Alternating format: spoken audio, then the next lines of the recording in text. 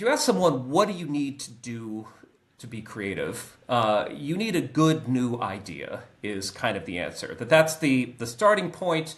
Ideas as a unit of analysis in basic creativity research, and just the way that people talk about it in general. Ideas are the currency of creative thought.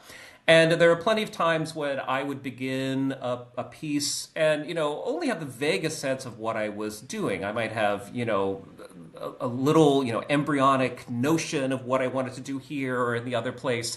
And it wasn't so much about being driven by an overarching guiding idea, but rather letting lots of ideas learn to play together and to maybe get along, maybe to get into conflict, and to guide the evolution of that in ways that led to interesting outcomes. And so part of the challenge, I think, in trying to understand how the creative process works is that if you, as you point out, don't have an initial idea and have to worry then about, well, how does something come to be if you are starting with nothing?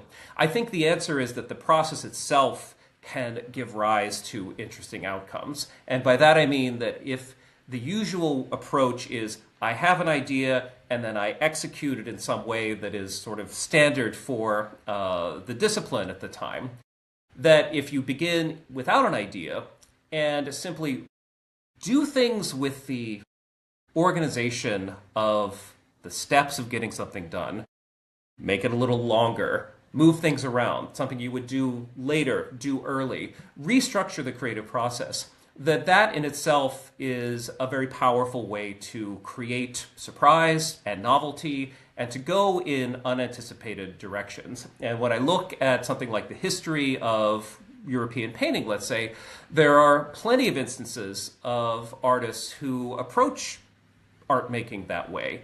And their work is really interesting to look at.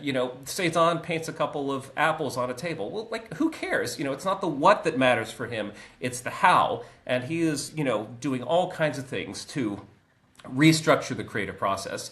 And so, for this kind of enterprise to make sense, to think about what does restructuring mean, you have to have some default baseline. And so even just, an understanding of, well, how does an artist typically approach the problem of making an image, that's valuable information in its own right. And so I think there's a lot of interesting work that can be done on these questions of restructuring the process as itself a mechanism to generate creative outcomes.